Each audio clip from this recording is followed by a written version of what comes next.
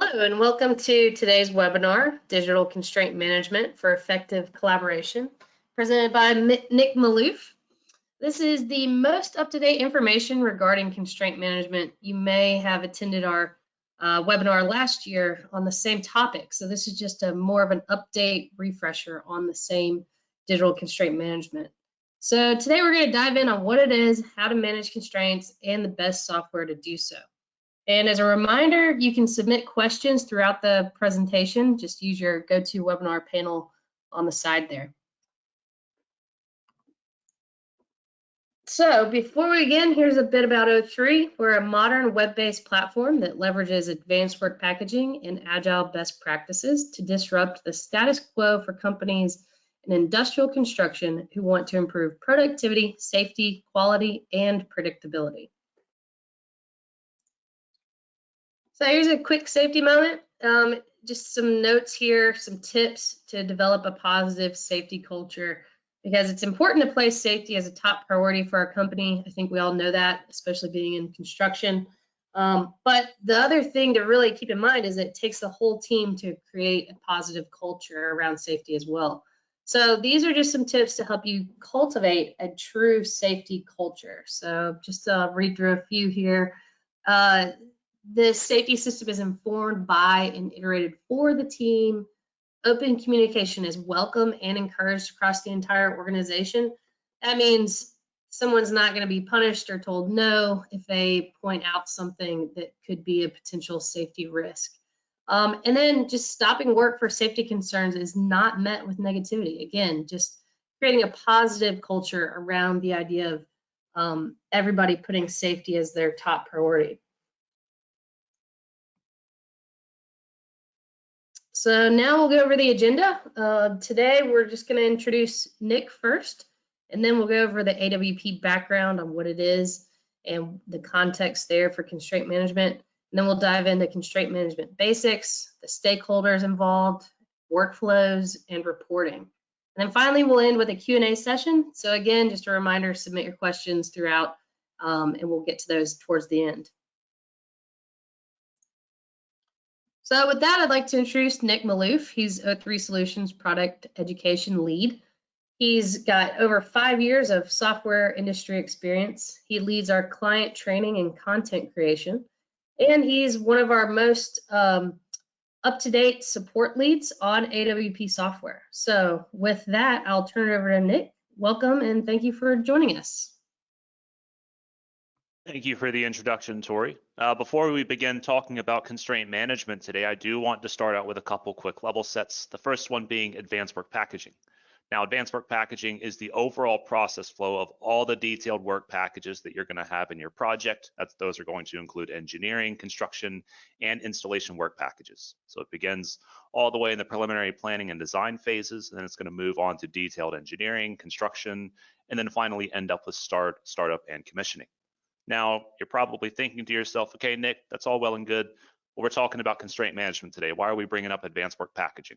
Well, as we're going to see later on in the webinar, CII recommends constraint management as a best practice to support your entire advanced work packaging or AWP process. And now is a great time to mention that O3 is purpose-built to support advanced work packaging. So O3 is a cloud-based software solution platform for industrial construction projects, developed with years of experience and with AWP best practices in mind. So O3 offers the oversight, visibility, and the automation needed to support your AWP implementation.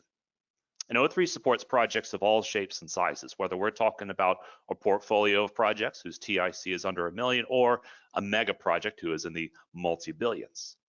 And whether you're new to AWP or a longtime practitioner, O3 can scale with you and your organization no matter where you are in your advanced work packaging journey. And now, before we get into constraint management, we'll want to understand what constraints are. And simply put, a constraint is anything that affects the delivery of your project. And then with that in mind, constraint management is simply the process of clearing constraints. This is going to allow your team to focus more on what's important and maintain a consistent pace while doing so. And again, don't just take our word for it, as the Construction Industry Institute, or CII, recommends constraint management as a best practice. So the goal here is to take all of the guesswork out of planning by defining your scope of work. And this is the best way to ensure consistency, accountability, and reliability all the way throughout your AWP implementation. So why would I want to use constraint management? Well, effective constraint management is going to improve your scheduling process, and it's going to improve your ability to prioritize your work. So again, by detailing out the scope of your work, you can be confident that once your packages reach the field, very little is actually going to stand in the way of their execution. And constraint management also allows your team improved visibility into the status of your work packages. So if a package is held up, you'll want to know why, so you and your team can work to unblock it. And when you do a better job at planning, you're also taking additional steps towards ensuring that your project finishes within time and on budget. And those are things that everybody wants when implementing advanced work packaging. And while productivity is important, so is safety. You can mitigate safety risks by making sure you have the necessary safety permits and documentation. And when your foreperson spend less time trying to find their materials, they can spend more time executing and overseeing that work.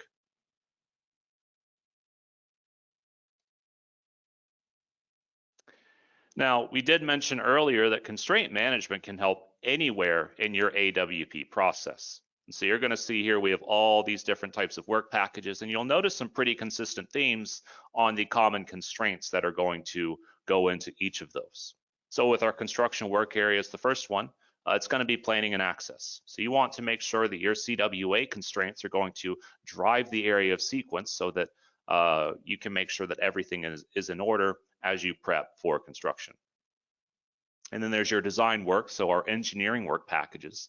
And here you'll want to make sure that your design teams have everything they need, so all the details and plans like vendor info to do their job. And then with your construction work packages, everything here is going to be organized by discipline. And what's important here is making sure you have all the details needed to make a good scope package for your contractor bids. And then finally, there's installation, and I'm sure we're all very familiar with what tends to constrain these packages.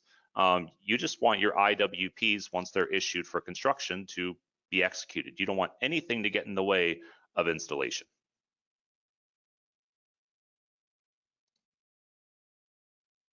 And there's no doubt that effective constraint management brings tons of benefits to your AWP implementation, but it can only go so far based on the tools you're using. If you're here, there's a good chance you're already doing constraint management. You just need something to make it easier. And while there are many systems that claim to support constraint management, in all actuality, they do constraint identification. They let you identify constraints against different work packages. But this isn't enough for effective constraint management. You need a tool set that drives constraint completion. And luckily, O3 is the best-in-class solution on the market when it comes to this. So you're going to notice a series of themes that we're going to be discussing throughout the remainder of our webinar today. And the first one is going to be ownership. So ownership is a must if constraints are going to be cleared. Someone has to be accountable so that they can report on its progress and notify you of any holdups. And as we're going to see later on, O3 has a few ways of handling this. You'll also want to find, you also won't find our workflow support anywhere else in the industry. Constraint creation and assignment can be automated, and constraints can be tied to specific contractors, disciplines, or purposes. And we make managing these constraints easy with tools designed to facilitate stakeholder collaboration. And then finally, O3's real-time reporting offers you insights into your constraint management process. So you can easily see where the blockages are so that you can work quickly with your other teammates to resolve the situation. So that being said, what items can be assigned to constraint in O3? And simply put, you can, track constraints on any of the different 10 work package types that we support, including engineering work packages, construction work packages, installation work packages. And then you can also manage constraints on the data that's complementary to your work packages. So think documents, drawings, scaffolds, and systems. And so we talked about ownership. And when it comes to ownership, there's going to be a few different roles when it comes to this. So we're going to go through each of those roles here. So accountability can only be achieved, again, kind of like we mentioned earlier, if ownership is defined for each constraint. So there are 4 different levels of ownership we're going to talk about. The first one, many of you are probably familiar with, the work phase planner. Now, the work phase planners are going to make sure that each installation work package is properly developed, and that includes defining constraints. This work is going to take place across all contractors for their specified discipline. And if a work package remains constrained and ends up running over schedule, it's going to be the work phase planner's job to reschedule those packages. Now, moving on up, the construction manager is going to be involved at a bit of a higher level. They're going to keep track of when work packages are supposed to start versus when they actually start. And if there is a work package that ends up being blocked up, they're going to look at the materials that are tied to that work package so they can be reassigned as needed based on the scope of work. And ultimately, it's the construction manager that's going to understand the impact of all these open constraints on a work package and know how this is going to affect the critical path of construction. Now, as I went through this slide and thinking back to our work phase planning slide, you might be saying, okay, that's, I'm noticing a bit of overlap here. Some of the stuff you said my construction manager would do, our work phase planners do. And that's totally natural. There tends to be a bit of overlap between the work phase planners and the construction managers based on how your organization is set up. And moving on to our next role, it's going to be the constraint owner. Now, the constraint owner is a bit different than the first 2 we talked about. Work phase planners, construction managers, these are actual positions outlined in your program. The constraint owner is more of a role, and this can be anyone on the project. So it could be the construction manager, for example, or it could be someone who's working in the permits office. And very simply put, they are responsible for clearing constraints. So like I mentioned earlier, you always want someone to be assigned a constraint. This is going to drive that accountability. This is going to let you know that you have someone who can report on progress and notify of any blockages. And for our final role, this is going to depend on your AWP program, as some people or some groups do and don't have work phase planning leads defined. But these individuals are generally going to be responsible for running your constraint review meetings, and they're going to make sure that updates on both new and existing constraints are communicated. And if there are any open constraints that are impacting the project, it's the work phase planning lead that is going to escalate these. And what's great about O3 is that our implementation team helps map, these roles to the different team members that exist in your organization. So moving on to tracking constraints. So the constraints that you can track in O3 can be as generic or as specific as you would like. So in O3, constraints can be grouped under constraint type. So you might have the engineering constraint type, for example, where you're tracking to make sure that the necessary documents and drawings have been received. Or if you want to track a safety constraint type, you can use this to ensure that the necessary permits are received, safety documentation's been added to the work package, and that the work phase has been cleared for the installation crews. And like I said earlier, work packages can constrain other work packages, and O3 does support this. So if you want, you can have an engineering work package constrain a construction work package, or have a drawing constrain one of your installation work packages to ensure that you have all the necessary info before developing or executing that next work package.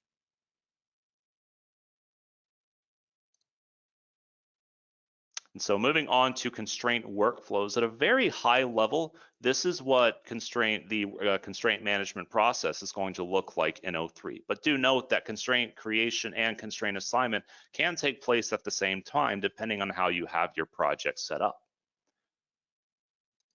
Now with constraint creation, the process can be manual if it's going to be a one-off constraint or a non-standard constraint. Or if we're talking about constraints that are standard across multiple work packages, it can be automatic, and we like to call these auto-created constraints. And with on-field, O3's app that supports installation, you can actually create and update constraints from the field. You don't have to be at your computer to do this. Now, auto-created constraints can be generated either when a new package is created or when you're transitioning to a new status. You can also choose whether these constraints are created for work packages tied to a specific discipline, purpose, or being executed by a specific contractor. And really, the big point we want to drive home is that O3 gives you a great deal of flexibility when it comes to configuring your constraint management workflow. Our automation can streamline the work package and constraint creation process, but we can also give you the power to add manual constraints when it's necessary. And as I mentioned earlier, O3 does have automation built around assignment. So if you choose to assign specific constraints automatically to the Workface Planner, that's something we support, or you can assign constraints to a specific role that you've defined. Not only that, you can even automatically tie your constraints due date to the work package's planned start date. But what if that date changes, as they tend to? Well, once you change your installation work package's start date, for example, you can set it to where your constraints due date is going to automatically realign. You're not going to have to go in there and change all of that info.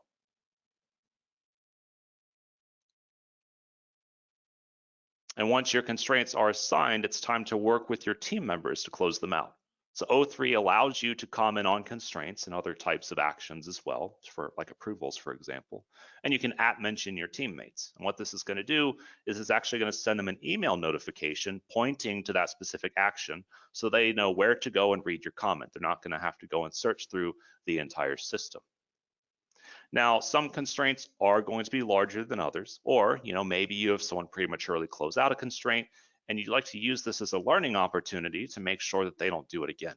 And this is where subtasks come in. So you can actually define subtasks on a constraint and break it down into multiple smaller tasks. And again, this can be used to help kind of break that constraint down into more bite-sized chunks, maybe dole out ownership to different people, or you can use this to outline the steps and make sure that the person that prematurely closed the constraint doesn't do so again. And maybe you want someone to review your work before you update the constraint status. So maybe you want one more set of eyes to review your progress before you officially close it out. With action approvals, you can do this. If you try and close a constraint with an open action approval, O3 is not going to let you do that because, hey, you need to get this work checked first. And then, of course, I'm going to go back to our discussion about accountability, which we've been talking about a lot today. We do have the history tab at the bottom, and this is going to show you the running history of each constraint, and it'll allow you to see what changes have been made. So if you see an incorrect change that was made, you can see when it was made and quickly work to address that.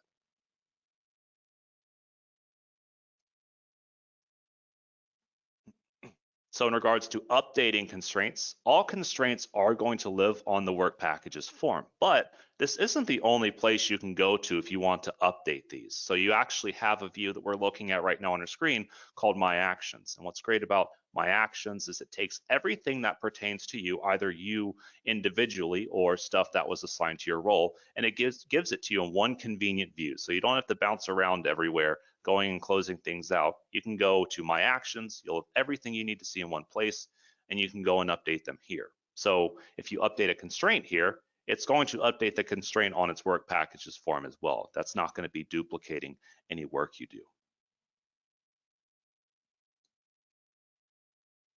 And so we've been talking about collaborating on constraints more in an individual capacity, but O3 also has great tools for driving constraint review as well, with a team. And this is where team boards come into play. So team boards are going to allow you really to drive these constraint review meetings that we talked about earlier. New constraints can be added, brought into full view of the team, while aging constraints are still very front and center and in a space that everybody can access. And so we talked about how the workface planning lead is going to be the person that escalates these critical constraints. With that commenting feature we discussed, they could easily do that and make sure that the necessary parties are aware of the holdup.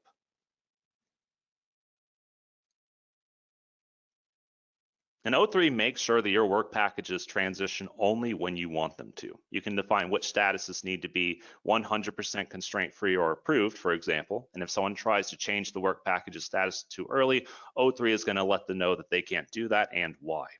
You can also set automatic status transitions so that once a work package's criteria is met for a status, the status updates on its own. That's not going to be a change you have to make. But not all constraints have to be closed out before the work package is issued. After all, if a material is delayed only by a few days and it just needs to be there by the end of the work package's execution, there's no reason to stop that installation. O3 supports these types of constraints, and we call them soft constraints.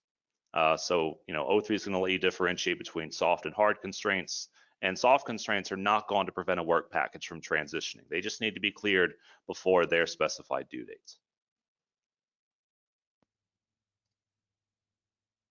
And with O3, data collection occurs in real time, and it requires absolutely no effort on your part. So with multiple different types of reports, you can make sure none of your constraints go unnoticed. So the constraints matrix, which we see on the screen here, offers you a grid view of all the constraints you have access to in the project by work package type. You can choose to see only open constraints, or you can see all constraints, both open and closed.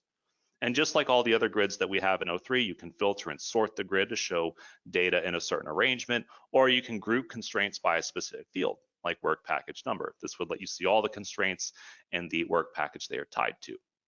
You can even add new constraints to work packages from here as well, or if you want to bulk update constraints for a specific work package, for example, you could go ahead and update the status here, and you could even bulk update constraints across multiple work packages as well.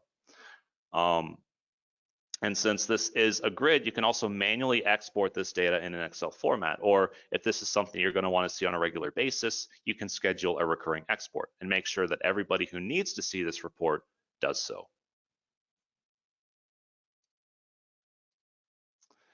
Now, O3's dashboards can be configured to show you data at whatever level you want. So these are going to be made up of widgets, those individual boxes you see on the screen.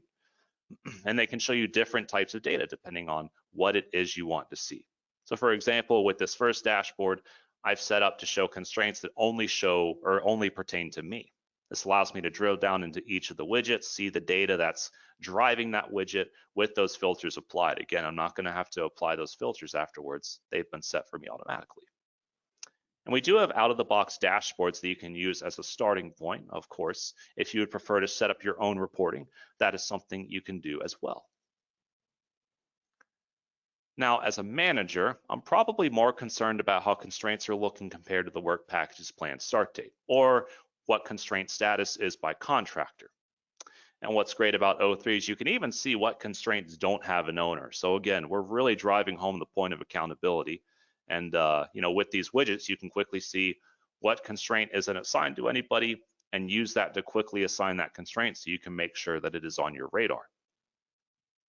And then finally, for executives, you're going to want to look at things at an even higher level. So we're talking about total constraints across the entire project, number of constraints by constraint type, or total overdue constraints. The idea here is that we want to very quickly get an idea of whether our project is on course or not based on the dashboard we are looking at.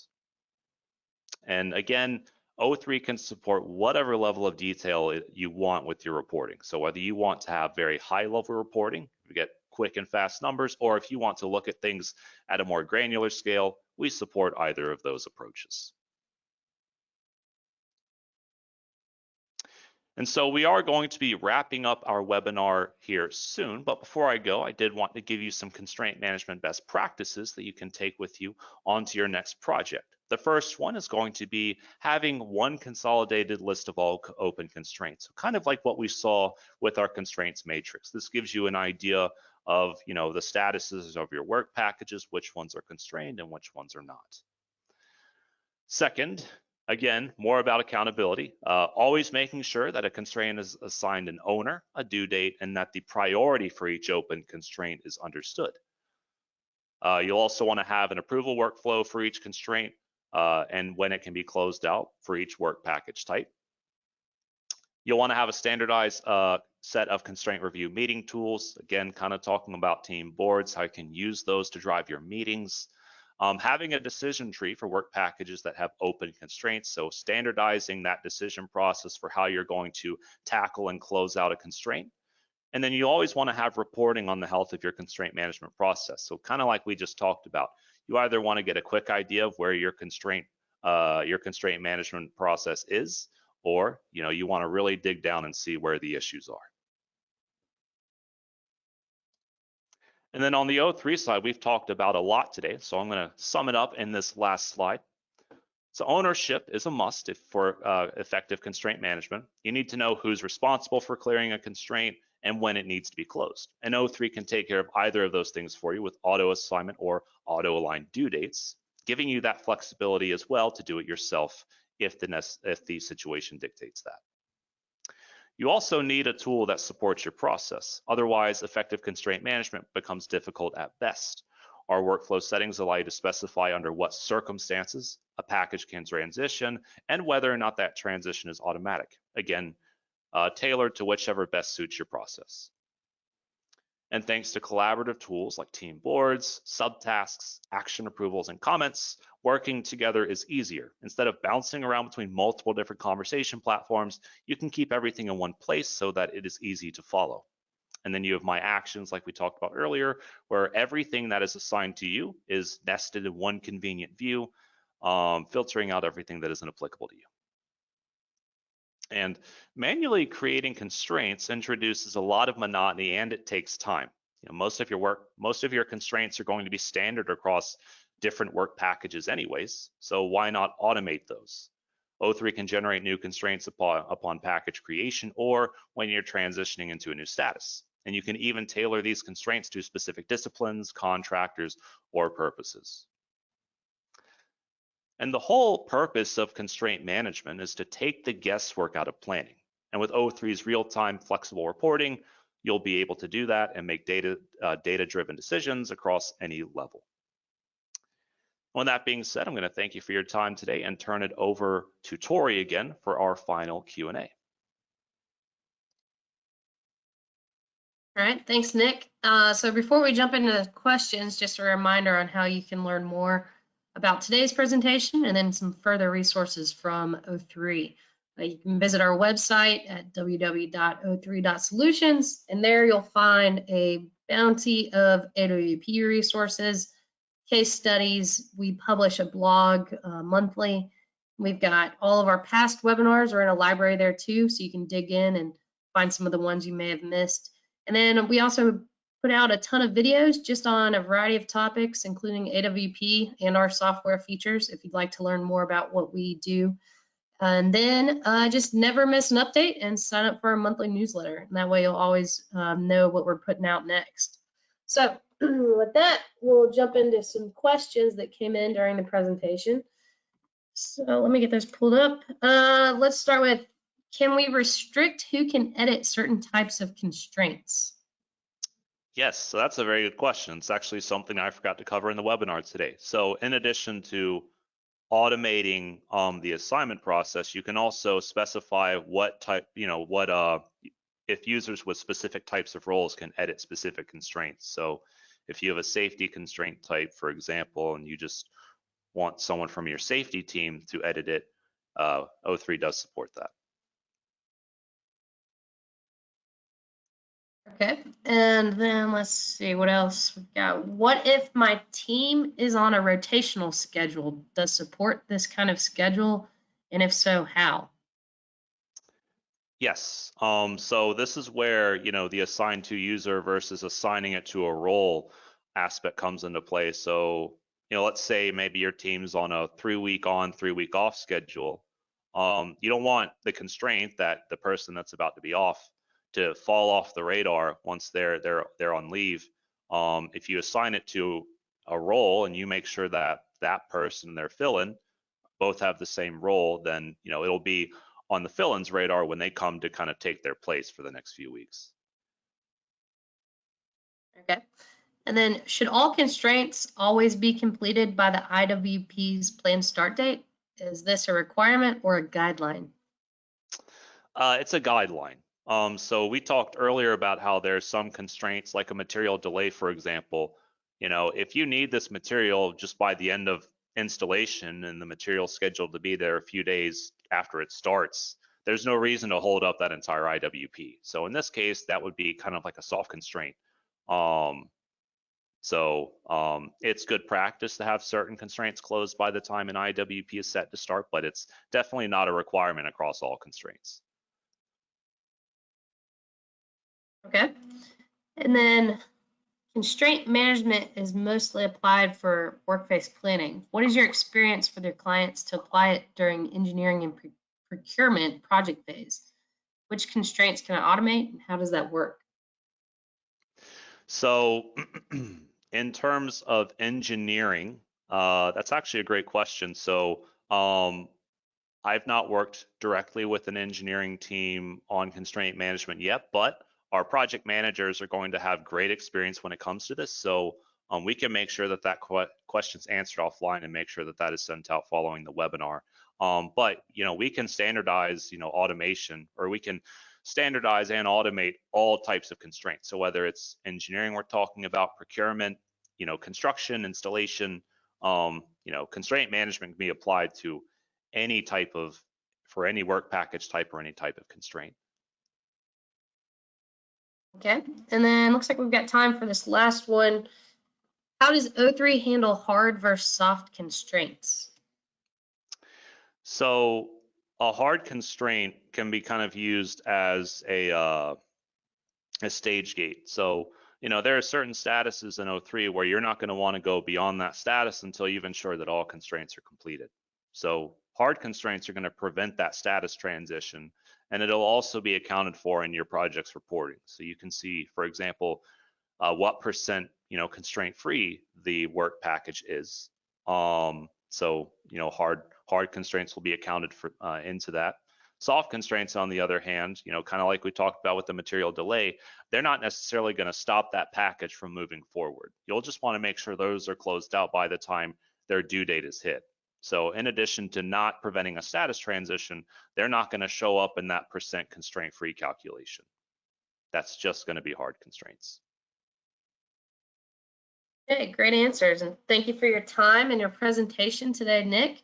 And thanks to everybody for joining us. And if we didn't get to your question, or if you have more thoughts, we'd love to hear from you. You can either email us at info@o3.solutions, or again, visit us online at www.o3.solutions. We would love to hear your thoughts and comments or feedback, and we'd be happy to answer some more things in detail. So I hope you have a great rest of the day, and thanks again for tuning in, and be sure to register for next month's webinar as well. You can find all of that information on our website. Thanks again, Nick. Thank you, everybody.